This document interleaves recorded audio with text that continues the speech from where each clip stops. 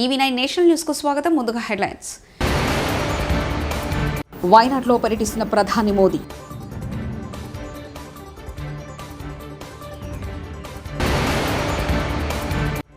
అమెరికాలో మరో యూనివర్సిటీలో సీఎం రేవంత్ ఒప్పందం.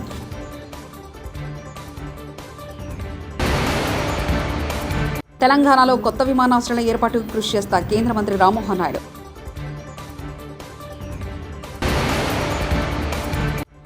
ఆంధ్రప్రదేశ్లో పంచాయతీలకు మంచి రోజులు వచ్చాయి. జనసేన ప్రధాన కార్యదర్శి శ్రీ నాగబాబు. ప్రకృతి సృష్టించిన బీభత్స కారణంగా వయనాడ్ జిల్లాలోని పలు ప్రాంతాల్లో భారీగా కొండచర్యలు వెలిగిపడ్డాయి. ఈ నేపథ్యంలో ఆయా ప్రాంతాల్లో ప్రధాని నరేంద్ర మోదీ శనివారం ఏరియల్ సర్వే ద్వారా వీక్షించారు. తీవ్రంగా దెబ్బతిన్న పుంచిరి మట్టం, మొండక్కైతో పాటు చురుమాల ప్రాంతాల్లో ఆయన పరిశీలించారు. ఈ పర్యటనలో ప్రధాని మోదీ వెంట కేరళ సీఎం పినరయి విజయన్, కేరళ గవర్నర్ ఆరిఫ్ మహమ్మద్ ఖాన్, కేంద్ర పర్యాటక, పెట్రోలియం, సహజ వాయువుల శాఖల సహాయ మంత్రి సురేష్ గోపి తదితరులు పాల్గొన్నారు. తెలంగాణకు పెట్టుబడుల వెలువ కొనసాగుతుంది. రాష్ట్ర ముఖ్యమంత్రి రేవంత్ రెడ్డి అమెరికా పర్యటన విజయవంతంగా కొనసాగుతుంది. తెలంగాణలో పెట్టుబడులు పెట్టేందుకు అమెరికాలోని బడా కంపెనీలతో ప్రభుత్వం ఒప్పందం కుదుర్చుకుంది. ఇప్పటివరకు మొత్తం 11 కంపెనీలు తెలంగాణలో పెట్టుబడులు పెట్టేందుకు ముందుకొచ్చాయి. మరిన్ని కంపెనీలు పెట్టుబడులు పెట్టేందుకు ఆసక్తి చూపుతున్నాయి. తెలంగాణలో భారీ పెట్టుబడులే లక్ష్యంగా CM Revanth Reddy America tour విజయవంతంగా కొనసాగుతుంది. యుఎస్లోని ప్రముఖ కంపెనీల అధినేతలు, ప్రతినిధులతో రేవంత్ రెడ్డి బృందం వరుసగా సమావేశాలు నిర్వహిస్తూ ఒప్పందాలు కుదుర్చుకుంటుంది. తెలంగాణలో నూతన విమానాశ్రయాల ఏర్పాటు పరిశీలనలో ఉందని, దానిపై తగిన నిర్ణయం తీసుకుంటానని కేంద్ర పౌర విమానయాన మంత్రి రామ్మోహన్ నాయుడు తెలిపారు. ఏవియేషన్ సెక్యూరిటీ కల్చరల్ వీక్ను శంషాబాద్ అంతర్జాతీయ విమానాశ్రయంలో నిర్వహించారు. ఈ కార్యక్రమంలో ముఖ్య అతిథిగా రామ్మోహన్ నాయుడు పాల్గొన్నారు. అనంతరం మీడియాతో మాట్లాడిన ఆయన, చంద్రబాబు దురదృష్టి వల్లే నేడు జాతీయ స్థాయిలో శంషాబాద్ విమానాశ్రయం 4వ స్థానంలో ఉందన్నారు. అంతర్జాతీయ స్థాయి ప్రమాణాలతో విమానాశ్రయంలో భద్రత నిర్వహిస్తున్నట్లు వెల్లడించారు. విమానాశ్రయంలో తనిఖీలు, భద్రత పట్ల ప్రయాణికులు సైతం అవగాహన కలిగి ఉండి సిబ్బందికి సహకరించాలని కేంద్ర మంత్రి కోరారు. గతంలో కూడా చూసాం, ఎటువంటి సంఘటనలు ఎటువంటి వచ్చినా సరే భారతదేశంలో మాకున్నటువంటి బీకాస్ సంస్థ ద్వారా సెక్యూరిటీ మెజర్స్లో ఎక్కడ ఎటువంటి లోపాలు లేకుండా బలమైనటువంటి చట్టాలతో, బలమైనటువంటి సెక్యూరిటీ మెజర్స్తో ఎప్పుడు కూడా సెక్యూరిటీని మన భారతదేశంలో ప్రపంచ స్థాయిలోనే ఒక ఉన్నతంగా మెయింటైన్ చేయడానికి మనం అందరం కూడా కృషి చేస్తూ ముందుకు వచ్చాం. అయితే పబ్లిక్లో కూడా అవేర్నెస్ క్రియేట్ చేయాలి. ఎయిర్పోర్ట్స్కి వచ్చినప్పుడు కానీ, ప్లేన్స్ బోర్డ్ అయ్యేటప్పుడు కానీ ఏ సెక్యూరిటీ మెజర్స్ ఉన్నాయి, ఏవేవి పాటించాలి. అలాగే మేము కూడా అడ్వైస్ చేస్తున్నాం. మా తరపున సెక్యూరిటీ సిబ్బంది కూడా ఎవరైతే ఉంటారో సిఐఎఫ్ కానీ, వాళ్ళు కూడా వచ్చే ప్యాసింజర్స్తో ఏ రకంగా బిహేవ్ చేయాలి, అందరూ కూడా కలిసి ఒక పాజిటివ్ ఎన్వైర్న్మెంట్ ఎయిర్పోర్ట్స్లో కానీ, ఏవియేషన్లో కానీ ఏ రకంగా క్రియేట్ చేయాలనేది దాని మీద ప్రత్యేకంగా ఈ యొక్క కల్చర్ వీక్లో ఎన్నో దగ్గరలో చర్చించడం జరుగుతుంది. దేశ స్థాయిలో వివిధ ఎయిర్పోర్టుల్లో కార్యక్రమాలు కూడా దీని గురించి జరిపారు. చాలామంది ముఖ్యమంత్రులు కూడా ఆ కార్యక్రమాల్లో హాజరయ్యారు. రాష్ట్ర ప్రభుత్వాల తరపున మరి ఎమ్మెల్యేలు కానీ, ఎంపీలు కానీ అందరూ కూడా ఈ యొక్క కల్చర్ వీక్లో చాలా ఉత్సాహంగా పార్టిసిపేట్ చేసి దీన్ని విజయవంతం చేశారు. దానికోసం ప్రత్యేకంగా అందరికీ కూడా అభినందనలు తెలియజేస్తున్నాను. అలాగే మా సివిల్ ఏవియేషన్ సెక్యూరిటీ కల్చర్ వీక్కి మరి అమిత్ షా గారు కూడా ప్రత్యేకంగా అభినందనలు కూడా తెలియజేయడం జరిగింది. మరి ఈ రకంగా వాళ్ళందరికీ కూడా మరొకసారి నా తాలూకా ధన్యవాదాలు తెలియజేసుకుంటూ, మరి నరేంద్ర మోదీ గారు కూడా ఒక పెద్ద కార్యక్రమాన్ని దేశ స్థాయిలో విప్లవంగా ముందుకు నడిపించడం జరుగుతుంది. అది ఏక్ పేడ్ మాకే నామని, మన తల్లి పేరు మీద ఒక చెట్టుని నాటేటటువంటి కార్యక్రమం నరేంద్ర మోదీ గారు ప్రారంభించి సెప్టెంబర్లోగా 80 కోట్ల ట్రీస్ని ప్లాన్ చేయాలి, చెట్లు నాటాలని చెప్పి ఆయన కూడా ఒక సంకల్పంతో ముందుకు వచ్చారు. సో దేశ ప్రజలందరికీ కూడా మరి ప్రధానమంత్రి గారి తరపున, కేంద్ర ప్రభుత్వం తరపున నేను కోరుతున్నాను, చెట్టు నాటడం కంటే మరి మంచి కార్యక్రమం ఇంకేది కూడా ఉండదు. కాబట్టి ప్రతి ఒక్కరూ కూడా తల్లి మీద ఉన్నటువంటి ప్రేమని, ఒక మంచి సందర్భాన్ని మీరందరూ కూడా ఎంచుకొని ఒక మంచి చెట్టుని నాటి సమాజంలో మన తాలూకా భూమిని కూడా మంచి వాతావరణం క్రియేట్ చేయడానికి మీరందరూ కూడా సహకరించాలని కూడా ఈ సందర్భంగా తెలియజేసుకుంటున్నాను. అలాగే హైదరాబాద్ ఎయిర్పోర్ట్ ఈరోజు మనం చూసుకుంటే దేశంలో 4వ పెద్ద ఎయిర్పోర్ట్. దీనికి పునాది మరి నారా చంద్రబాబు నాయుడు గారు 2000లో నాటడం జరిగింది. ఆయన తాలూకా ఆలోచన ద్వారా మొట్టమొదటిగా మన దేశంలో గ్రీన్ఫీల్డ్ ఎయిర్పోర్ట్ కింద ఈ హైదరాబాద్ ఎయిర్పోర్ట్ రావడం.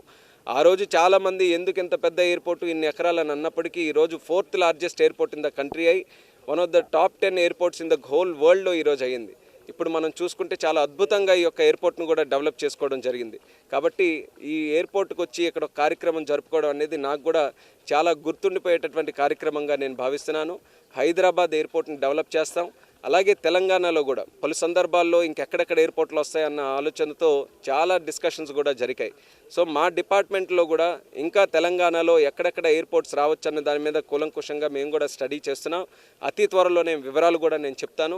ఖచ్చితంగా నా తాలూకా ఇంటెన్షన్ కూడా ఈరోజు తెలుగు రాష్ట్రాల్లో ఎయిర్పోర్ట్స్ తాలూకా యాక్టివిటీని ఇంప్రూవ్ చేయాలని నేను బలంగా ప్రగాఢంగా దాని వెనక విశ్వాసంతో ముందుకు నడుస్తున్నాను. కాబట్టి తెలంగాణలో కూడా అదనంగా ఎయిర్పోర్ట్స్ని తయారు చేయడానికి నా వంతుగా పూర్తి శాతం కృషి చేస్తాను. అందరూ కూడా దానికి సహకరించాలని కోరుతున్నాను. కేటీఆర్ను రేవంత్ రెడ్డి జైల్లో వేస్తారనే నమ్మకం ఉంది. కేటీఆర్ చేసిన అరాచకాలు, అవినీతి అందరికీ తెలుసు.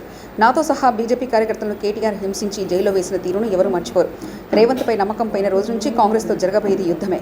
కాంగ్రెస్ బీఆర్ఎస్ ఒకటైనా బీజేపీ తాటికి తట్టుకోలేనంతగా యుద్ధం చేస్తా అంటూ కేంద్ర మంత్రి బండి సంజయ్ సంచలన వ్యాఖ్యలు చేశారు. పంచాయతీలు, సర్పంచుల వ్యవస్థ బలోపేతానికి కూటమి ప్రభుత్వం కట్టుబడి ఉందంటూ పవన్ కళ్యాణ్ తెలిపారు. అధికారంలోకి వచ్చి దాదాపు 60 రోజులు కావస్తుంది. నేను పంచాయతీరాజ్ శాఖ, అటవీ శాఖ బాధ్యతలు స్వీకరించిన తర్వాత పంచాయతీ శాఖకు సంబంధించి చాలా రివ్యూలు చేశాం. రూరల్ వాటర్ సప్లై, రోడ్లకు సంబంధించి చాలా రిపోర్ట్స్లో తెలియజేస్తూనే వచ్చాను. ఏ స్థాయిలో నిధులు సరిగ్గా పంపిణీ జరగలేదు, వచ్చినా దాని దుర్వినియోగం జరిగినాయి. ఈ పరిస్థితుల్లో కూటమి ప్రభుత్వం చాలా చిత్తశుద్ధితోటి ఈ పంచాయతీరాజ్ వ్యవస్థని బలోపేతం చేయాలి అని చెప్పి చాలా బలమైన నిర్ణయం తీసుకున్నాం. దాంట్లో భాగంగానే 3 కీలకమైన నిర్ణయాలు తీసుకున్నాం. ఒకటి, ఆగస్టు 15 ఈ జెండా పండుగకి సంబంధించి. 2, మనకి జాతీయ ఉపాధి హామీ పథకానికి సంబంధించి ఒకటే రోజున 13,326 పంచాయతీల్లో గ్రామసభ తీర్మానాలు జరగాలి. ఆ దిశగా అడుగులు వేస్తూ ఉన్నాం. ఈ గ్రామసభ తీర్మానం అంటే ఏంటంటే, జాతీయ ఉపాధి హామీ పథకం ద్వారా వచ్చే కేటాయించిన పనులకు కానీ నిధులకు కానీ ఆ ప్రజాప్రతినిధులు, ఆ ఎమ్మెల్యేలు కానీ, గ్రామ సర్పంచులు కానీ, పంచాయతీ సర్పంచులు కానీ, ఆ పంచాయతీలో ఉన్న ప్రజలు కూడా అందరూ ఏకగ్రీవంగా అంటే ఏ పనులు జరగాలి, జాతీయ ఉపాధి హామీ పథకానికి సంబంధించిన ఆ పనులకి మన గ్రామాల్లో ఏ పనులు జరగాలి, ఏ పనులకి ఆ నిధులు కేటాయించాలి, ఈ దృష్టిలో గ్రామసభ తీర్మానం జరుగుతుంది. విడివిడిగా కాకుండా ఒకటే రోజున 13,326 పంచాయతీల్లో ఒకటే రోజున గ్రామసభ తీర్మానాలు జరగాలని కీలకంగా ఆదేశించడం అయినది. ఆ విధంగా ముందు ఒకటి చేస్తూ ఉన్నాం. రెండవది, జల్ జీవన్ మిషన్ అంటే ప్రతి ఇంటికి కుళాయి అనేది ప్రధానమంత్రి గారి ఆకాంక్ష, ఆశయం. ఏ ప్రభుత్వం కనీసం మానవ హక్కు ఇది. అలాంటి జల్ జీవన్ మిషన్కి సంబంధించి గత 5 సంవత్సరాలుగా ఎక్కడ కూడా సంతృప్తికరంగా గత ప్రభుత్వం చేయలేదు. రాష్ట్రంలో గ్రామీణ తాగునీటి సరఫరా ఇది అసలు ఏ స్థాయిలో ఉంది? ఉదాహరణకి జల్ జీవన్ మిషన్ కింద ఒక దాదాపు 27,000 కోట్లు ఖర్చు చేయాల్సి వస్తే గత ప్రభుత్వం 4,000 కోట్లే ఖర్చు చేస్తుంది. ఆ 4,000 కోట్లు ఖర్చు కూడా పెట్టిన విధానం ఏ స్థాయిలో ఉంది? నిజంగా నీటి సరఫరా అవుతుందా? ఉదాహరణకి చాలామంది ఎమ్మెల్యేలు అందరూ కూడా నా దృష్టికి తీసుకొచ్చిందా కూడా నాకు వాళ్ళు ఇచ్చే ఈ పిటిషన్స్ కానీ ఇవన్నీ కూడా ఏం తెలియజేస్తున్నాయంటే, పంచాయతీల్లో కానీ గ్రామాల్లో కానీ జేజే మిషన్ కింద పైప్ లైన్లు వేశారు, కానీ దానికి ఆ నీటి సరఫరా ఉండే ఇది లేదు, దానికి వాటర్ సోర్స్ లేకుండా పైప్ వేసి వెళ్ళిపోయారు.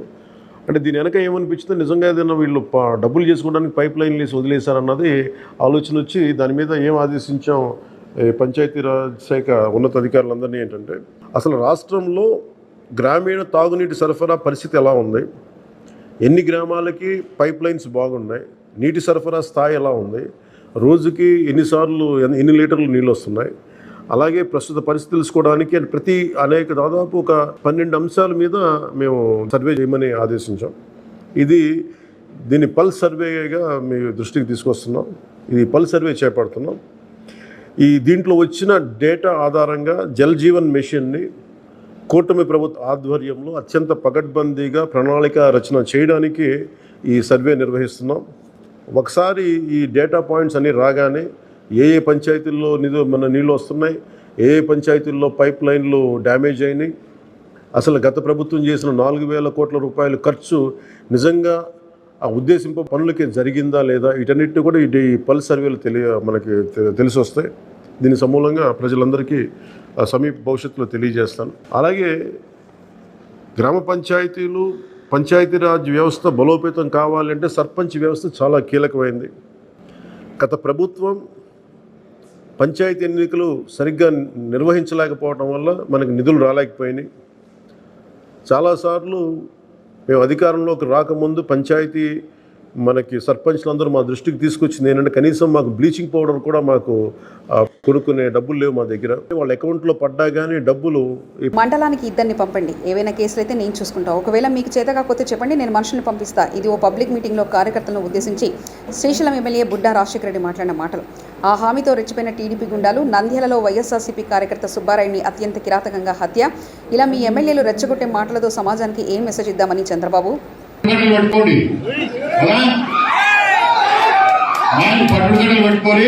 మండలంలో ఇద్దరు నింపండి.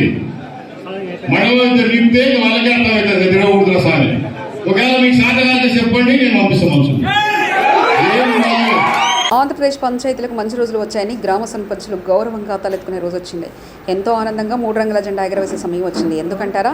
ఏమి ఇంతకాలం ఆనందంగా గౌరవంగా జెండా ఎగరవేయలేరా అంటారా? ఆగస్టు 15కు జనవరి 26కు చేశారు. ఆ జెండా పండుగకు అయిన ఖర్చు కోసం ప్రభుత్వం ఎంతో ఇచ్చేదో తెలుసా? 100 రూపాయలు, పెద్ద పంచాయతీ 250 రూపాయలు. 34 సంవత్సరాల క్రితం నిర్ణయించిన ఈ మొత్తాలను ఏడాది జనవరి 26కు రిపబ్లిక్ డే వరకు ఇచ్చారు. స్వాతంత్ర దినోత్సవానికి రిపబ్లిక్ డేకి అయ్యే ఖర్చులకు ఎంతో కొంత సర్పంచుల జేబు నుంచో అప్పో సొప్పో చేసి కానిచ్చేవారు. అయితే సర్పంచులు సగౌరవంగా జెండా ఎగరవేసేలా ఎన్డీఏ ప్రభుత్వం నిర్ణయం తీసుకుంది. మైనర్ పంచాయతీలకు 10,000 రూపాయలు, మేజర్ పంచాయతీలకు 25,000 రూపాయలు ఇస్తున్నట్లు ప్రభుత్వం జీవో ఇచ్చింది. గ్రామాల గురించి, గ్రామ బాగోల గురించి నిరంతరం ఆలోచించే నాయకుడుంటే మార్పులు ఎంతో సానుకూలంగా మొదలవుతాయని ఇదొక మచ్చుతునక.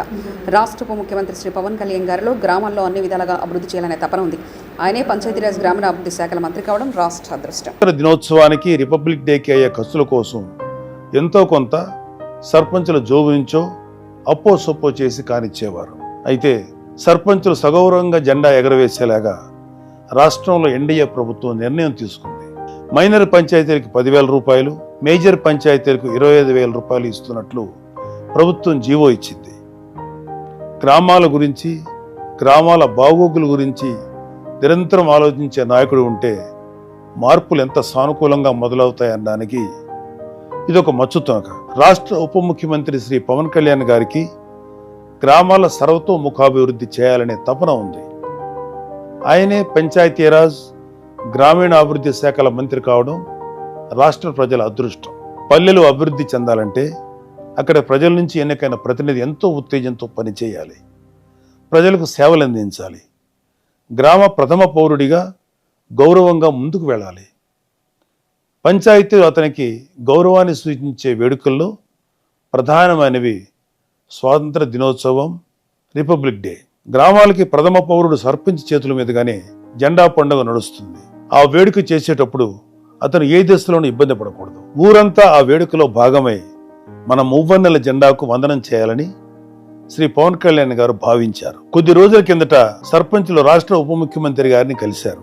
ఆ సందర్భంలో వచ్చిన ప్రస్తావనే పంచాయతీల్లో ఆగస్టు 15, జనవరి 26 వేడుకల నిర్వహణ. ఈ వేడుకల కోసం తమకు ఇచ్చే మొత్తాలు ఎంత తక్కువ వారు చెప్పారు. తక్షణమే అధికారులతో మాట్లాడి వివరాలు పరిశీలించారు. 34 ఏళ్ల నాడు నిర్ణయించిన మొత్తాలను ఇవ్వడం భావ్యం కాదని భావించి ఇప్పటి అవసరాలకు అనుగుణంగా 10,000, 25,000 ఇవ్వాలని నిర్ణయం తీసుకున్నారు. శ్రీ పవన్ కళ్యాణ్ గారు తీసుకున్న ఈ నిర్ణయం సహేతుకమైనది.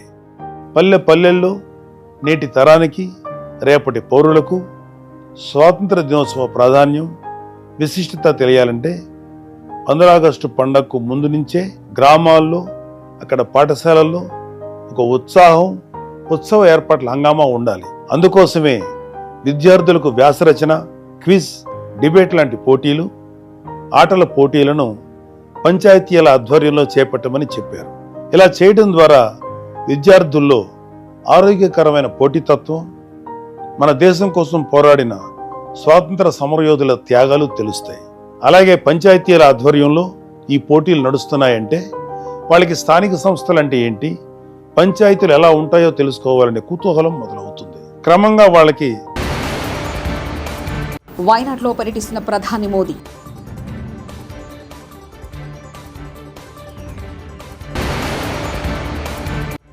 అమెరికాలో మరో యూనివర్సిటీలో సీఎం రేవంత్ ఒప్పందం.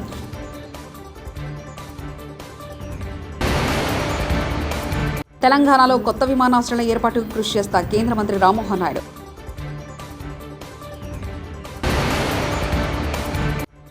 ఆంధ్రప్రదేశ్లో పంచాయతీలకు మంచి రోజులు వచ్చాయి. జనసేన ప్రధాన కార్యదర్శి శ్రీ నాగబాబు. ఇవి బులెటిన్ విశేషాలు. చూస్తూనే ఉండండి EV9 నేషనల్ న్యూస్.